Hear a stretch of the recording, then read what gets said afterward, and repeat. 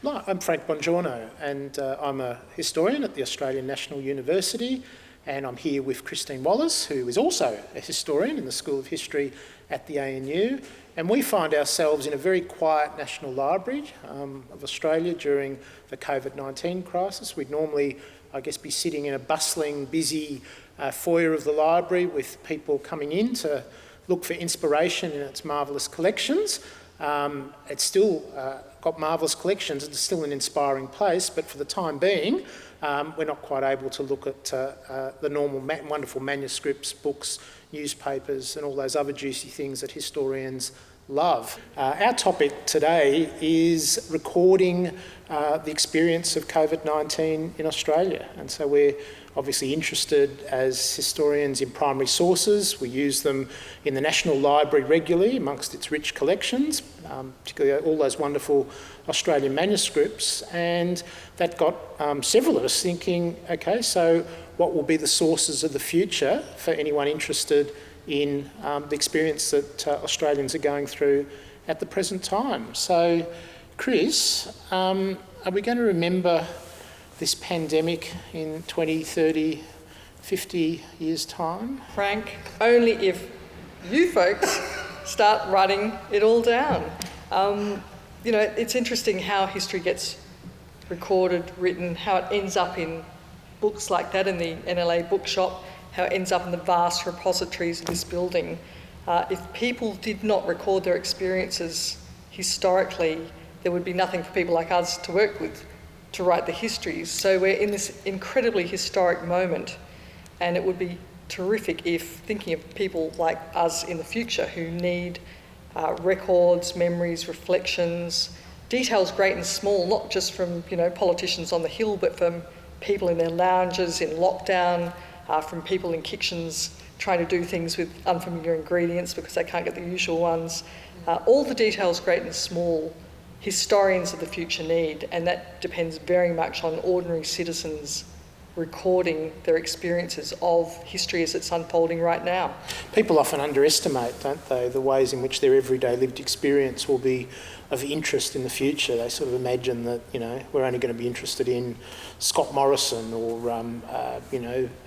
the chief medical officer or whatever, those people who are kind of the movers and shakers. But, it's often that intimate, lived, everyday experience that's the most elusive for historians in the future, and the sources are often the most precious. When I think of go to perhaps something like the Spanish influenza epidemic of a century ago, letters and diaries, which deal with that, are absolute gold to historians. I mean, newspapers and official documents in some ways are a kind of dime a dozen for an incident like that, but if you can actually get a glimpse of what it's like in someone's house or someone's backyard, within a family situation, in a crisis like that, it's incredibly valuable, isn't it, to historians of the future? That's right, and there's a vast apparatus around recording what politicians do, what policymakers do. There are institutions committed to the specific purpose of recording and preserving and making available to future users, including historians, those kinds of materials. But yes, the absolute gold often for historians are the things that are happening on the ground. And people don't always realise that the things they're doing, the things they're living through in the little, medium and big ways are all important. And if they don't record them, well, they're just not accessible for the future. So, it begs the question, what are people doing? What could they and should they be doing to record things? Yeah. So what's happening in your household to record the coronavirus era, Frank? Probably not enough. I mean, there'd be a lot of schoolwork going on, although a lot of it's going on online, of course. So I have a 14-year-old daughter, and all her lessons at the moment are happening online.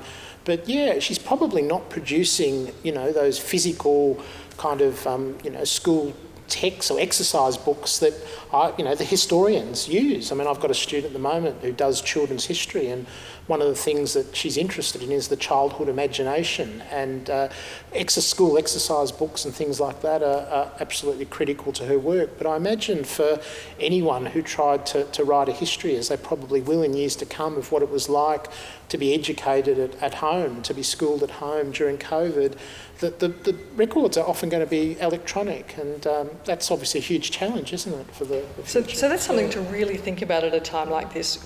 What's going to survive? So someone like your 14-year-old daughter, 50 years ago even, she might have had pen pals in other places and been writing letters that could be preserved and end up in archives and collections. You're right, that's not the case now, and it's a real problem, particularly with cross-technology issues. There are ideas like recording a YouTube diary or preserving your Twitter stream, which is often a kind of fairly constant point of reference during your day to recall things big and small. But those things may or may not survive. I like that really old-fashioned, incredibly appropriate technology, pen and paper. And it's something to think about. Should we be keeping diaries? Should we be writing letters and somehow digitally preserving them as well? Or should we be printing out our emails and keeping at least a printed copy of that, so that there's kind of a bit of an insurance policy on data for the future? But I think however people are doing it, the more ordinary people, the more citizen-level recording of what's going on can happen, the better it is. And eventually institutions like this one will come looking for that material. They'll come looking for the COVID-19 cookbook equivalent, because there's some very unusual cooking going on at the minute.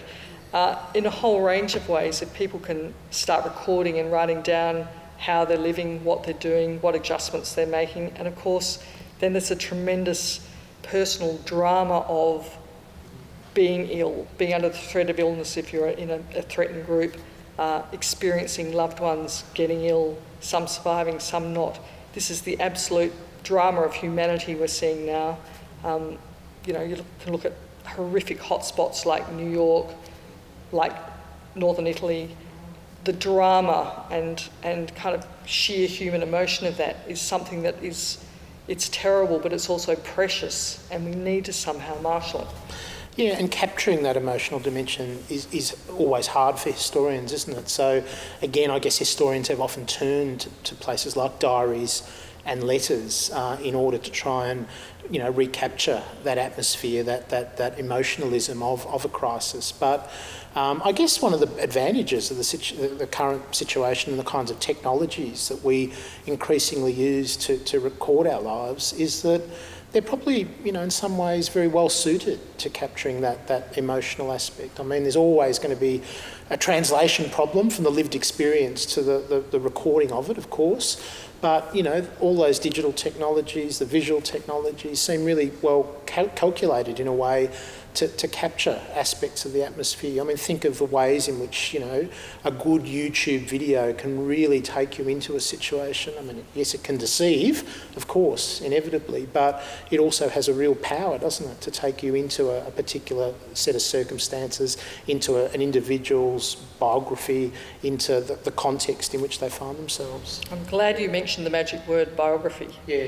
Because it's so often the case that readers will turn to biography rather than standard histories, because in biography typically one more often finds the raw emotion, that kind of emotional dimension, although there are great developments in history as a discipline, with history of emotion actually coming to the fore recently.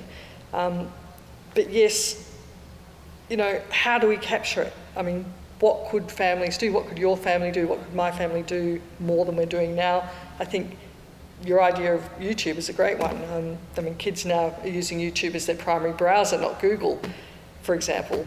And the idea of having, a multi-focal point family diary, YouTube diary that was being compiled, probably not uploaded because it's a bit raw and now, isn't it? But something that you're developing and accumulating and archiving for a family purpose, that across communities and across the globe could be an incredibly powerful resource for historians and communities in the process of trying to recover from this. Because, we're just going into this now. This is a crisis that, if the Spanish flu of 1918 plus a couple of years is any example to go by, we're going to be in this state off and on for 2 years. It's the long haul. There's going to be a lot of development in us as individuals and communities, and that terribly challenging process of coming out of it.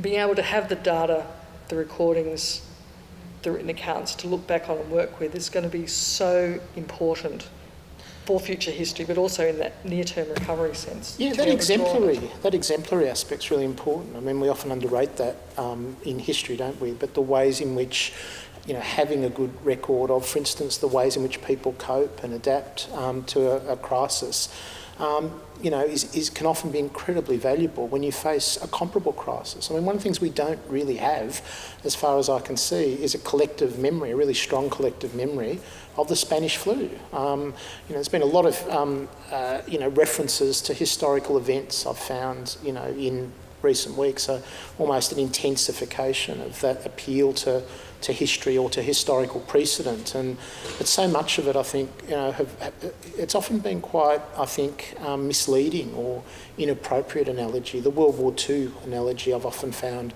you know, really wanting, I think, in recent weeks. But it seems to me the Spanish influenza epidemic of 1919 is an obvious one, you know, an obvious comparison to make given the nature of it, and yet we don't, as a community, I think, have a really strong collective memory of it. It's something which has, if it's been passed down through the generations, it's been done in a very fragmentary way, perhaps in a confused way. It's been overshadowed, I think, by things like the 2 world wars and the Depression.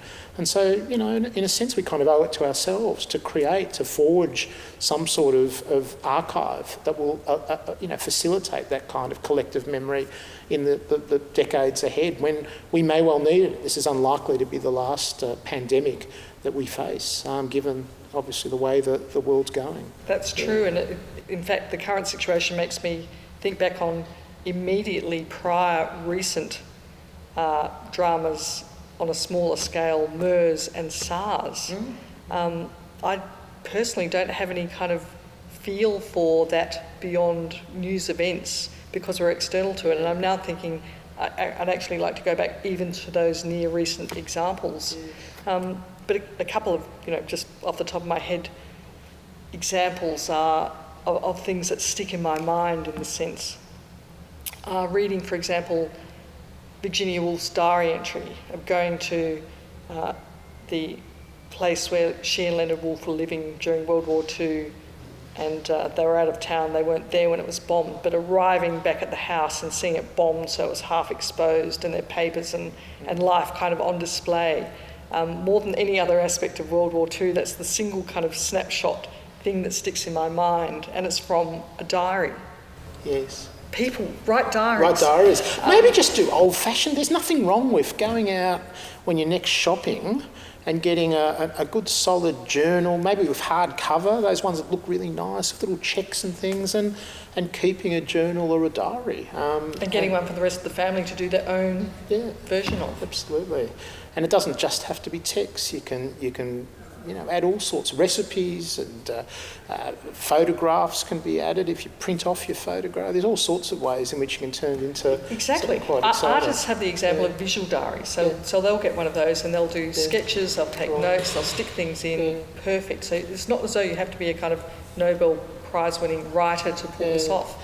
There are lots of ways of doing it. Yeah, I'm sort of reminded, I mean, I've obviously written on the 80s, and there was a really concerted effort around the Bicentennial of 1988 to get people to make these kinds of records of their year. There was actually a Bicentennial Diary that you could buy, a quite flash-looking thing that you could buy at the beginning of 1988, and the idea was that you'd kind of record your thoughts in it. And I've often felt that it would be great to actually gather some of those where people did it and to find out more about their experiences of living that particular year, which in a lot of ways was an unexceptional year perhaps in Australian history compared to what we're going through. But we'd learned something, I think, quite powerful from doing that. And I remember when I was looking at this, because I was really interested in how people had lived that experience of the Bicentenary, I found that the official historian of the Bicentenary, a man named Dennis O'Brien, had actually written to hundreds of local newspapers around Australia asking people to write to him of what they had done on the 26th of January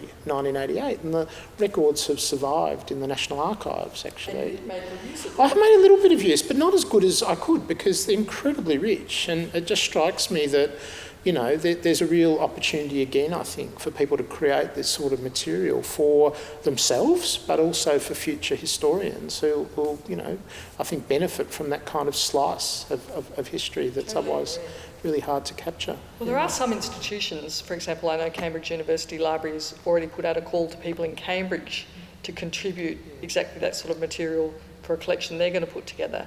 I don't think that's happened in Australia yet. There is one. I mean, there's certainly a group at Melbourne University which call themselves Melbourne History Workshop, and they have created a kind of a facility for this sort of archiving of people's everyday lives. So, I mean, it's interesting to reflect here. Will this change our you know, the ways in which we kind of deal with this sort of material? You know, you know, will we be creating online repositories of a kind that perhaps have been a bit more haphazard in the past, because we now have a kind of an event, a big event that you know, has provided the occasion for that sort of collecting and collating and archiving. Yeah. That's one example. I'm sure other institutions will eventually get there, but of course at the minute everyone's got to strip down staff because of the work at home thing, so it's a little difficult. But yes, that's a really good point. Yeah. What are you doing with all those emails that are arriving in your inbox from various organisations that kind of tell you how they're being affected? You know, I got one the other day from Copyright Agency Limited, for instance, and it struck me that, again, there's an ephemerality about these sorts of records that if we don't sort of keep them and archive them in a systematic way, they could kind of be lost. I mean, they'll always be there somewhere, but not really in a place where future historians can get at them. God, that's a huge digital humanities challenge, isn't it? It's going to be a vast data mining operation of some kind that's going to be necessary for that. All these born digital records that, you know... Well, that's why good old pen and paper is so great. You know, it's portable, it's cheap, it's the only thing that's actually secure. You know, the old story about the KGB going back to typewriters because that's the only thing that can't be hacked. And I really strongly would urge people to write diaries, write letters.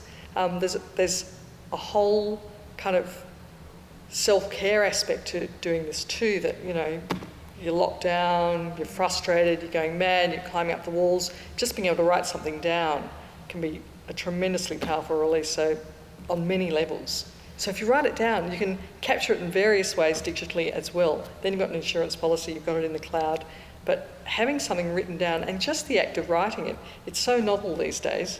Give it a shot, people. Give it a shot. I hope I can still do it. I suspect my handwriting's not too flash these days. Oh, come on, you would have been beaten at school to neaten up your writing, Frank, I'm sure. The Cursive script, it was called, wasn't it? To be able to do cursive script. The curse of script. The curse of script. Curse of script. Yeah. We're still kind of. I mean, we know this is going to be remembered in all, you know, in powerful ways for a long time. But we don't know how yet, do we? And that provides a kind of... that's a part of the excitement of creating records, isn't it? And it's why diaries are so valuable to historians, because if they are a proper diary, they're always created in circumstances where the author doesn't know where it's all going to end. I mean, that's you know, a part of the real immediacy that the diaries give us that a memoir or an autobiography doesn't. It's a much more artful shaping of a life. But I've been very struck by that in relation to COVID, that we know it's going to be important. I mean, I was involved in a survey with a colleague, Darren Penney, a couple of years ago, where we asked a panel that his social research company had formed, you know, what were the 10 most significant historic events that had occurred in their lifetimes. It was a panel of about 2,500, and you know, obviously 9/11 figured very prominently, although the equivalent American survey had it more prominently than our Australian one. For the oldest generation, though, it was World War II was number one, not 9/11.